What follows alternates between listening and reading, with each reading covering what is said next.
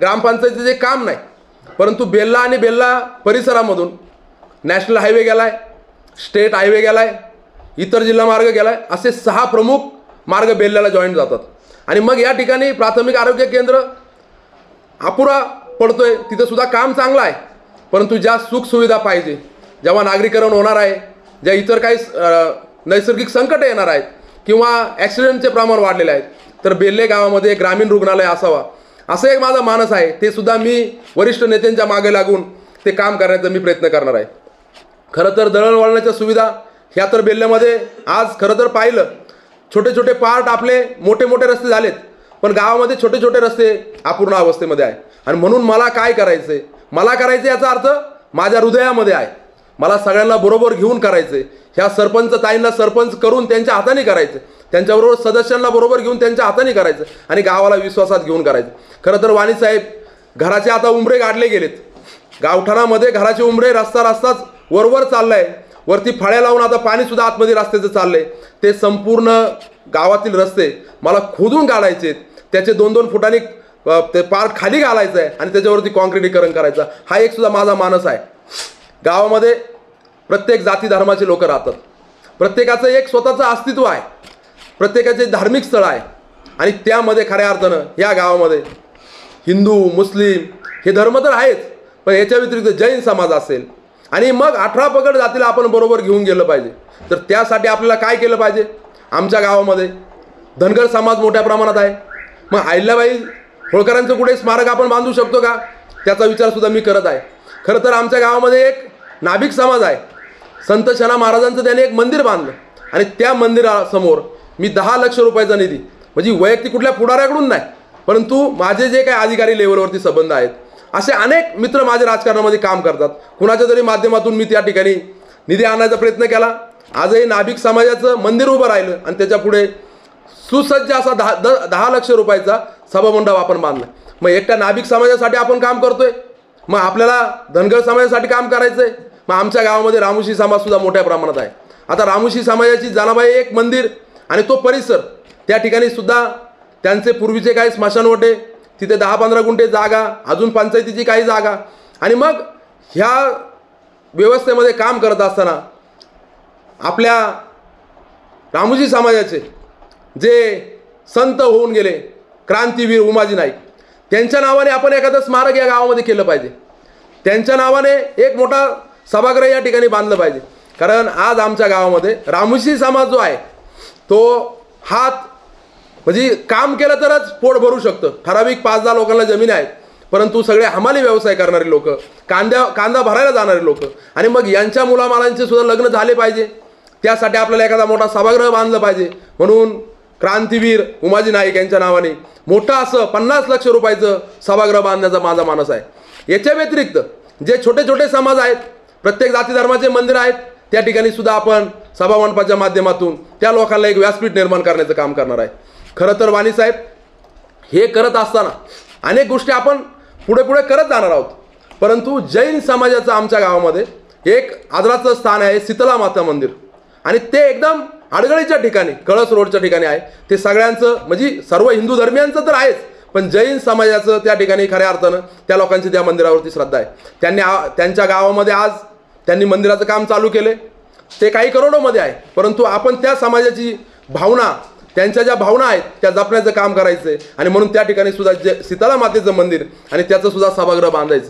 म्हणजे असे अनेक म्हणजे जेव्हा तिथे आता आमच्या गावामध्ये काही स्मशानभूम्या ज्या ठिकाणी दफन केलं जातं, म्हणजे तेली समाज आहे, त्या समाजाला एक कायमस्वरूपीच 1/2 एकरची जागा त्या ठिकाणी आमच्याकडे आहे, परंतु तिला सुसज्ज असं कंपाऊंड वगैरे करून ते दिलं पाहिजे. शेवटी गावामध्ये 2 घरं असले तरी तो आपल्या देशाचा नागरिक आहे, त्याला आपल्याला जपायचं. म्हणजे धार्मिक स्थळांचा, प्रत्येक समाजाच्या संतांचा मी तर अनेक आत्ता जरी पदावर नव्हतो तरी आमच्या रोहिदास महाराजांचा जो काय तिथं सभामंडप आहे तो केला आहे, बांगर वस्तीवरती सभामंडप केला आहे, संत सेना महाराजांचा सभा, अनेक कामं आपण विकास कामं गावामध्ये केलेलं आहे.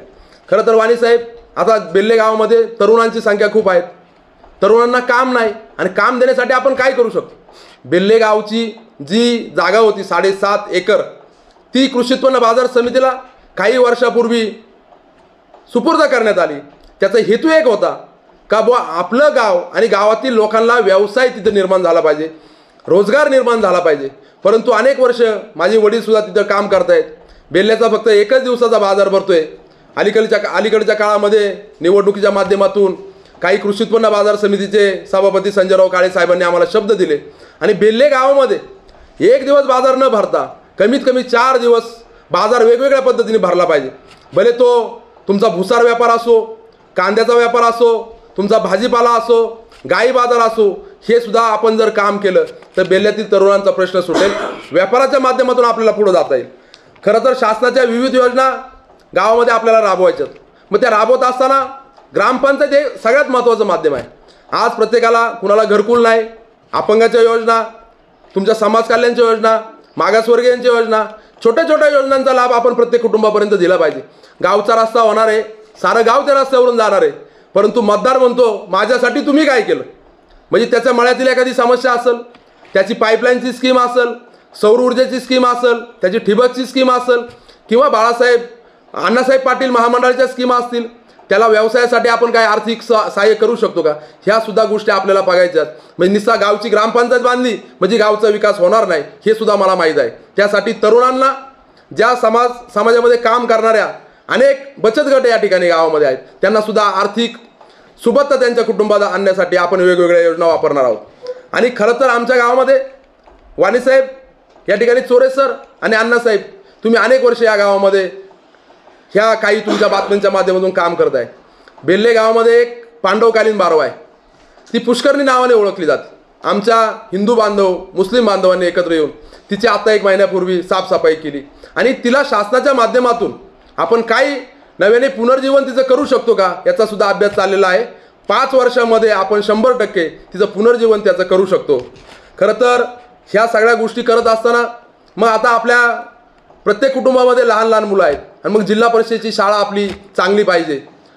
मी तर खरं तुम्हाला अभिमानाने सांगेल, जेव्हा या विभागाचे जिल्हा परिषद सदस्य पांडुरंगजी पवार साहेब यांच्याबरोबर मी काम करत असताना बेल्ले गावाची शाळा ही संपूर्ण तालुक्यामध्ये, जिल्ह्यामध्ये 1 नंबरची शाळा करण्याचा माझा मानस होता. त्यासाठी त्या शाळेच्या भौगोलिक आणि अंतर्गत सुविधेसाठी 85 लक्ष रुपयाचा निधी वाणीसाहेब मंजूर आहे आणि त्याचं काम प्रगतीपथावरती आहे. काही दिवसामध्ये ते काम चालू होणार आहे. आता खरं तर वाणीसाहेब या ठिकाणी गेले 40 वर्षापूर्वी इंदिरानगर कॉलनीची स्थापना झाली. 50 वर्षापूर्वी इंदिरा गांधींच्या काळामध्ये घरकुल योजना आल्या. त्यावेळेस त्या कुटुंबाचं वय साधारण 25-30 वर्ष असेल आणि मग त्या कुटुंबामध्ये त्यांना मुलं झाली, त्या मुलांना मुलं झाली, त्या मुलांचे आज लग्न झालेत. कुटुंब एकच आणि एका कुटुंबामध्ये सदस्य संख्या 10 आणि 15 झाली. ठीक आहे, त्यांना जमीन नाही, जागा नाही, 10 बाय 20ची जागा इंदिरा कॉलनीमध्ये त्यांना दिली किंवा अजून इतर ठिकाणी दिली. मग त्या कुटुंबाला आपल्याला वाऱ्यावर सोडायचं का.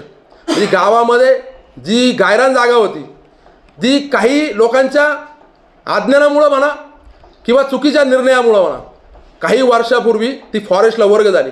अशी 6-7 एकर जागा ती पुन्हा एकदा गायरान म्हणून गावाला मिळवायची, ती जागा पुन्हा एकदा गावाला मिळवायची. आणि आज कमीत कमी गावामध्ये 300 कुटुंब असे आहेत का जे आम्हाला फोन करतात का आम्हाला कुठंतरी आम्ही त्यांना काय सांगतोय, तुम्ही जागा शोधा आणि आम्हाला सांगा, आम्ही तुम्हाला घरकुल देतो. ते म्हणतात आम्हाला तुम्ही जागा पण द्या आणि घरकुल पण द्या.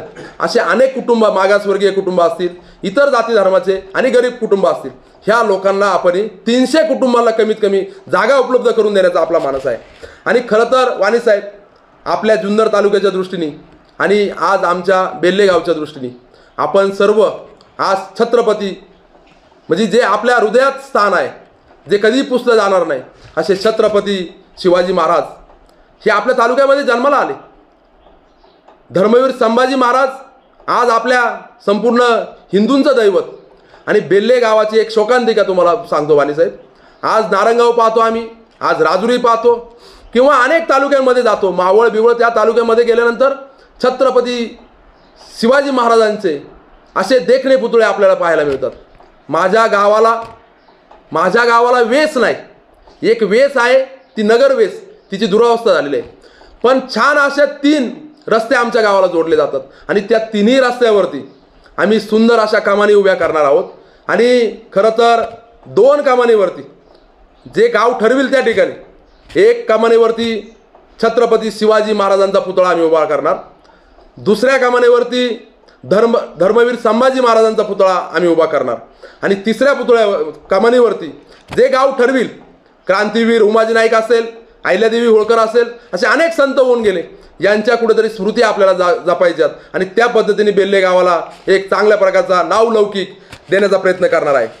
खरं तर वाणीसाहेब हे सगळं सांगायचं हे आपल्याला करायचं हे नुसतं बोलून चालणार नाही. या पाठीमागे करण्याचा हेतू आणि सांगण्याचा हेतू हा वेगळा आहे. मी अनेक वर्ष राजकारणामध्ये काम करतोय. मग काम करत असताना प्रदीप पिंगटनी यादी वाचली, अजूनही यादी आहे, याच्यामध्ये अनेक प्रश्न आहेत, बांधावरचे रस्ते आहेत, सर्वे नंबरचे रस्ते आहेत, छोट्या छोट्या लोकांच्या अडचणी आहेत. ठीक आहे, एक शेतकरी नाराज होईल, पानंद रस्ता करायचा आहे, 100 शेतकरी पाठीमागे असतात, पुढचा शेतकरी त्यांना जाऊन देत नाही, त्यावेळेस सिटी सर्वेच्या माध्यमातून पानंद रस्त्याच्या माध्यमातून ठीक आहे एक शेतकऱ्याबरोबर आम्ही वाईट हो, परंतु पाठीमागचे 100 शेतकरी समाधानी होतील. नुसतं गावठाणापुरतं काम करायचं नाही, गावातील प्रत्येक कुटुंबासाठी काम करायचं, प्रत्येक कुटुंबाला व्यक्तिगत लाभाच्या योजना द्यायच्यात. आणि वाणीसाहेब खरं तर तुम्हाला सांगतो, बेल्ले गाव हे आमचं बिबट्याचं उगमस्थान. म्हणजे सगळ्यात आधी जो हल्ला झाला बिबट्याचा एक 20-25 वर्षापूर्वी, एक मटाले कुटुंबियामधीलच एक मुलीचा जीव आम्ही गमावलेला आहे सगळ्यात आधी. आणि मग गावामध्ये आज छोट्या छोट्या वाड्या, इतर बांगरवाडी, गुंजवाडी, गुळुंचवाडी, तांबेवाडी, ह्या गावामध्ये 500 पोल स्ट्रीट लाईटवरती आहे. आणि बेल्ल्याची लोकसंख्या, बेल्ल्याचे वाढ, बेल्ल्याचा भौगोलिक परिस्थिती पाहता आज 250-300 सुद्धा पोल बेल्ल्यामध्ये नाही. माझं तुम्हाला या माध्यमातून जनतेला एकच सांगणार आहे, प्रत्येकाच्या दारापर्यंत स्ट्रीट लाईट करण्याचं स्वप्न मी माझ्या मनामध्ये बाळगलेलं आहे. आणि कमीत कमी 1000 फोन जिल्हा परिषद DPTCच्या माध्यमातून, शेवटी हा पैसा ग्रामपंचायतकडे नसतो. ग्रामपंचायतीचं उत्पन्न किती, आमच्या गावचं डिमांड 2 कोटी, त्याच्यामध्ये वसूलच आज गेले 5 वर्ष आम्ही पाहतोय हे प्रशासन हाकतायत 15% जास्ती वसूल नाही. आज पगाराला पैसे नव्हते, परंतु ग्रामपंचायतीची निवडणूक लागली आणि खरं तर वाणीसाहेब तुम्हाला सांगतो, कमीत कमी 90 लोकांनी अर्ज भरले आणि ह्या 90 लोकांची घरपट्टीची वसुली किती असायला पाहिजे, 8-10 लाख रुपयाच्या घरामध्ये आहे. म्हणजे आज परिस्थिती 2 महिन्यापूर्वी पगार द्यायला नव्हते आणि आज ग्रामपंचायतीला उभं राहण्यासाठी 8-10 लाख रुपयाचा कर लोकांनी भरला. म्हणजे हे जे करायचं आहे आपल्याला फक्त ग्रामपंचायतीच्या माध्यमातून होणार नाही. शेवटी ग्रामपंचायत तुमचं आज गावामध्ये कचऱ्याची एवढी मोठी समस्या आहे, गावाला 3 गाड्या लागतात कचरा कुंडीच्या, एक गाडी होती ती बिघडली आणि आता प्रशासक आहे. आज गावातील काही माजी सरपंच आम्ही डोळ्याने पाहतोय रात्रीचे 9 वाजता स्टँडवरती आपल्या हातामध्ये कचरा घेऊन वड्यामध्ये टाकतात. ही लज्जास्पद गोष्ट आमच्या दृष्टीने गावाची एकदम म्हणजे वाईट वाटलं मला. मी अनेक वेळा आमच्याकडे काही पोरांनी रेकॉर्डिंग केलं, त्याचं फोटो काढले. गावचे माजी सरपंच आज पुन्हा ते निवडणुकीला सामोरं जातात, आज त्यांच्या कुटुंबामध्ये परत निवडणूक. अरे तुम्ही एवढे वर्ष गावामध्ये प्रतिनिधित्व करताय, तुम्ही सरपंच होता, तुमच्या कुटुंबामध्ये अनेक वेळा सदस्य, 20-20 वर्ष तुम्ही काम करताय ग्रामपंचायतीमध्ये, तुम्हाला साधा गावाचा कचऱ्याचा प्रश्न मिटवता नाही आला आणि तुम्ही परत लोकांना सांगताय का आम्हाला पुन्हा एकदा निवडून द्या. मला कुणावरती आज टीका करायची नाही, परंतु बेल्ले गाव जनतेच्या स्वप्नातील, स्वर्गीय राजाभाऊ गुंजाळ यांच्या स्वप्नातील, म्हणजे विकास कामाच्या विचाराच्या स्वप्नातील जे काम करायचे आपल्याला, त्यासाठी ही ग्रामपंचायतीची निवडणूक खऱ्या अर्थानं लढवत आहे. वैयक्तिक प्रदीप पिंगट याचा कुठलाही याच्यामध्ये स्वार्थ नाही, हे मी या ठिकाणी तुम्हाला 100% सांगतो. राजकारण येणार आहे, राजकारण जाणार आहे, परंतु गाव आणि गावच्या विकासासाठी सर्व पक्षांना एकत्र घेऊन कुठल्याही नेत्याला गावात न आणता आपण बेल्ले गावाचा सक्षमपणे विकास करू. आणि वैशाली मोहन मटाले मी तुम्हाला खात्रीपूर्वक सांगतो 100% बेल्ले गावचे सरपंच होणार. बहुमताने बेल्ले भैरवनाथ मुक्ताई माता ग्राम विकास पॅनल बहुमताने बहुसंख्येने सत्ता आल्याशिवाय राहणार नाही, अशी ग्वाही तुम्हाला या ठिकाणी सर्वांना देतो आणि थांबतो. धन्यवाद.